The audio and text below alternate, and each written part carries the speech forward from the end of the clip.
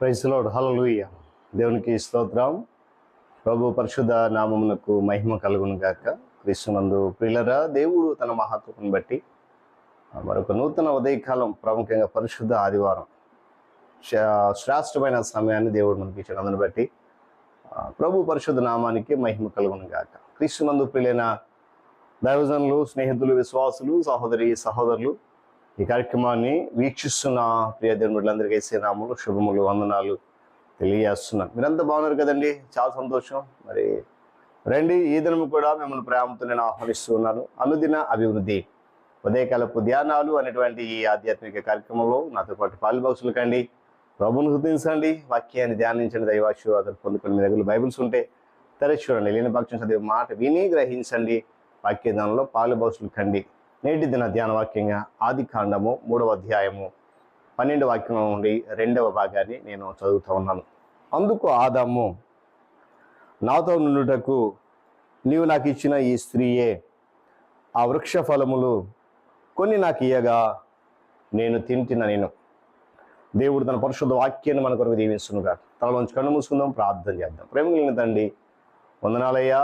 తిరిగి 8వ మాసములో 3వ పరిశుద్ధ దినమిటి రీతిగా నీ కృపా సముఖంలో మమ్మల్ని దాచిపెట్టారు. స్తోత్రాలు. నీ చిత్తానుసారమైన జీవితంలో నడిపిస్తున్నందుకు కూడా వందనాలు. మరలా ఈ దినము ఈ కార్యక్రమాన్ని నీ ఆత్మచేతను జరిగిస్తూ అనేక మందిని విడలి మేలు కొరకు బలపరుస్తున్న విధానం బట్టి వందనాలు చెల్లిస్తూ దీవించండి, ఘనత పొందండి. యేసయ్య నామములో అడుగుతున్నాం తండ్రి, ఆమేన్. చాలా సంతోషం. మరొక ఆదివారం చూడండి, రోజులు చాలా త్వరగా గడిచిపోతూ ఉన్నాయి. ఈరోజు వాస్తవానికి కేరీ సండే అని పిలుస్తారు. గత దినాన ఆయన జన్మదినం గురించి మనం మాట్లాడుకున్నాం. చాలా సందర్భాల్లో చాలా సంఘాలు, ప్రాముఖ్యంగా బ్యాప్టిస్టు సంఘాలు ఈరోజు 2 రాష్ట్రాల్లో కూడా ఈ కేరీ డే ఉత్సవాన్ని జరుపుకుంటూ ఉంటాయి.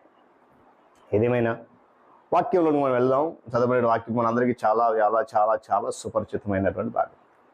అనాది కాలంలో ఏదైనా వనంలో దేవుడు ఆదామవులను పెట్టినప్పుడు ఒక శ్రేష్టమైనటువంటి జీవిత విధానాన్ని, ఒక మంచి కుటుంబ వ్యవస్థను దేవుడు స్థాపించి అని ఇచ్చాడు. ఇస్తూ ఒక షరతు కూడా ఇచ్చాడు. ఈ తోటలో ఉన్న అన్నీ కూడా నీదే, కానీ ఒకటి మాత్రం చేయొద్దు అన్నాడు. ఆ మంచి చెడ్డలు తెలియదు, వృక్షం తెలియద్దు, తింటే చేస్తావు అన్నాడు. ఒకటే మాట. చూడండి, మనము పాపం చేసినప్పుడు లేక తప్పు చేసినప్పుడు సాకులు చెప్పడానికి, ప్రతిదానికి ఎవరో ఒకరిని, ప్రతి ఒక్కరిని నిర్ణయించడానికి ప్రారంభిస్తూ ఉంటాం. నిరంతర ఓటమితో జీవించేటువంటి చాలామంది క్రైస్తవ జీవితాలకు ఇదే వివరిస్తూ ఉంది. మొదటి ఆదాము తన ఓటమికి సాకులు చెప్పాడు. అదేవిధమైనటువంటి వాటిలో ఇంకా విషమ పరిస్థితుల్లో కూడా 2వ ఆదాముకు విలువైన క్రీస్తు మాత్రము విజయము సాధించుకున్నాడు. సాధారణమైనటువంటి సాకులను చెబితే క్షమాపణ లేదు అని నేను ఒక వాక్యం చెప్తా ఉంది. చూడండి, ఆదాము హవ్వకు ఇవ్వబడిన ఆజ్ఞ ఎంతో సూటిగా తేటగా ఉంది. దాంట్లో వివరించాల్సిన అవసరం ఏం లేదు. తింటే చేస్తారు అంతే. ఏమండి, అది చాలా సామాన్యంగా ముక్కు సూటిగా ఉంది. అయినా కూడా వారిద్దరు కూడా విఫలమయ్యారు. దేవుని మాట వినలే. ఏమండి, యేసుక్రీస్తు ప్రభువారు సాతాను చేత అరణ్యంలోకి శోధించబడి వెళ్ళినప్పుడు రాళ్ళను రొట్టెలుగా మార్చొద్దని కానీ, శిఖరం మీద కిందకి దూకొద్దని కానీ తండ్రి దేవుడు క్రీస్తు ప్రభు వారికి లిఖితపూర్వకంగా ఏది కూడా ఇచ్చిన దాఖలాలు లేవండి. అయినా కూడా ఆయన శోధించిన శత్రు విషయంలో యేసుక్రీస్తు ప్రభు వారు జయించిన విధానం గమనించి చాలా ఆశ్చర్యం అనిపిస్తున్నది, గొప్ప గర్వకారణం అనిపిస్తుంది. ఎందుకంటే దేవుని నియమాలు, ధర్మశాస్త్ర నియమాలు ఆయన దానిని ఉపయోగించి అమలుపరిచి అపవాది మీద విజయము పొందుకున్నాడు. హల్లెలూయా. గట్టిగా చెప్ప హల్లెలూయా. చూడండి, మన తెలుసు, మొదటి శోధన రొట్టెలుగా మార్చుకో, 2వ శోధన శిఖరం మీద దూకు, 3వ శోధన నాకు మొక్కు, ఇలాంటి. అయితే ఎంతో కుయుక్తితో దేవుని శక్తిని శంకించే తలంపును కూడా క్రీస్తు మనసులో నాట చూసినప్పుడు ఆయన చాలా సులభంగా లేఖనాధారంగా అపవాదిని జయించాడు. చూడండి, నాకు తెలియదు కనుక నేను ఓడిపోయానని ఎప్పుడు చెప్పొద్దు సుమా. తన సత్యాన్ని దేవుడు మన హృదయంలో పెట్టాడు. ఆయన తన కట్టడను మన మనసులో లిఖించాడు. అన్నిటికీ సరిపోయేటువంటి పరిశుద్ధ గ్రంథం బైబిల్ మన చేతిలో ఉంచాడు. ఆయన చాలా శ్రేష్టమైన గ్రంథం. మనలో ఉన్నటువంటి పరిశుద్ధాత్మ దేవుడు ఎడతెగక మనను ఏది అంగీకరించాలి, ఏది తిరస్కరించాలో నేర్పిస్తూ ఉన్నాడు. అయినా మరి నాకు తెలియదని వెలగంటావు. ప్రతి ఒక్క సందర్భానికి ఒక ప్రత్యేకమైనటువంటి ఆజ్ఞ మనకు అవసరం లేదు. ఒక ఆజ్ఞ చేయొద్దంటే చేయకూడదు అంతే. అనుదినము దేవుని యొక్క సన్నిధిలో పరిశుద్ధాత్మ మనల్ని అదే విధంగా నడిపిస్తూ ఉన్నాడు. దేవుడు ఇక్కడ ఆదామును నిషిద్ధమైన పండు తిన్నావా అని అడిగాడు. ఏమన్నాడు? ప్రభువా తిన్నాను బాబు, క్షమించిన ఆయన అని అనలే. ఏమన్నాడంటే, ఇదిగో నువ్వు నాకు ఇచ్చావు చూడు, ఈ తోటగా నా మనిషికి ఇచ్చావు కదా స్త్రీ, ఆమె తెచ్చింది తిన్నాను అంటే తన యొక్క నిందంతా కూడా తన అర్ధాంగిని హవ్వ మీద మోపుతా ఉన్నాడు. యేసు ప్రభువారు పేతురు ద్వారా ఒక బలమైనటువంటి శోధన కలిగింది. తన శ్రమను గురించి తను ఏ విధంగా యెరూషలేములో మరణిస్తాడో చెబుతున్నప్పుడు, అది నీకు దూరం అగును గాక, అది నీకెన్నడు కలగకుండా గాక అని చెప్పి పేతురు శోధిస్తుంటే, సాతాను నా వెనకకి పో, జయించగలిగాడు.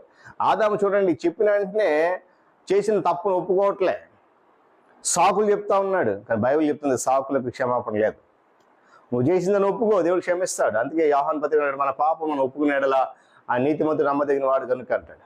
ఒప్పుకోకపోతే క్షమాపణ లేదు, సాకులు చెప్తే క్షమాపణ లేదు. పిల్లలు గమనించాలి.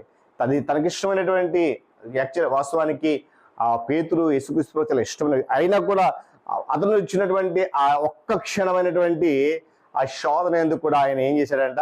ఆనందించలేదు. అమ్మ నిజమే కదా అని ఆనందించలేదు. అయితే ఆదాము కూడా పండు తినమని హవ్వ చెప్పినప్పుడు, అయ్యా ఇదే పని చేసాడు, అమ్మ ఇది తప్పు, దేవుడు చేయొద్దన్నాడు కానీ మనం చేయకూడదని చెప్పి ఉండాల్సిందే. కానీ తిన్నాడు. నీ తిన్న తర్వాత ఒప్పుకున్నాడా? మన చదివిన వాక్యం అదే. అందుకు ఆదాము, నా అంతటి నేను తినలేదయ్యా, ఇదిగో నాతో నువ్వు ఇచ్చావు స్త్రీ తెచ్చింది కొద్ది అంటే సాకు. అందుకు దేవుడు క్షమించలేదండి, ఆదామును బట్టి నేలను క్షమించాడు. ఏదైనా బయటికి ఈరోజు నేను అంటాను, ఒకవేళ మనం కూడా ఏదైనా సాకులు చెప్తున్నామని దేవుని కొరకు, దేవుని విషయంలో, దేవుని సన్నిధానంలో సాకులకు క్షమాపణ. కనుక సాకులు చెప్పొద్దు. ఏది చేసినా నీతిగా నిజాన్ని ఒప్పుకుందాం, క్షమాపణ పొందుకుందాం. దేవుడి మాటలు మన కొరకు దీవిస్తుంటా. తలలోంచి కళ్ళు మూసుకొని ప్రార్థన చేద్దాం. ప్రేమ కలిగిన తండ్రి స్తోత్రాలు. తిరిగి మనకు పరిశుద్ధ ఆదివారం వేకుని లేచి మీ నామని స్తుతిస్తున్నప్పుడు నాయన నిలబెట్టుకుని నీ దాసుడు బలహీనప్పటికీ బలపరిచి నీ బిడ్డలతో మాట్లాడారు. మితమైన మాట అందరి హృదయాలు ఫలింపచేయండి. సాకులు చెప్పకుండా నిజాయితీగా నిర్మోహమాటంగా ఒప్పుకొని క్షమాపణ పొందే మార్గాన్ని సరళం చేసి నీ కృపలు దాచిపెట్టి భద్రపరచమని యేసు నామమున అడుగుతున్నాను తండ్రి, ఆమేన్. త్రియక దేవుని దీవెన ఆయన సన్నిధి కాపుదల సదాకాలము మనందరికీ తోడేండి నడిపించును గాక. ఆమేన్.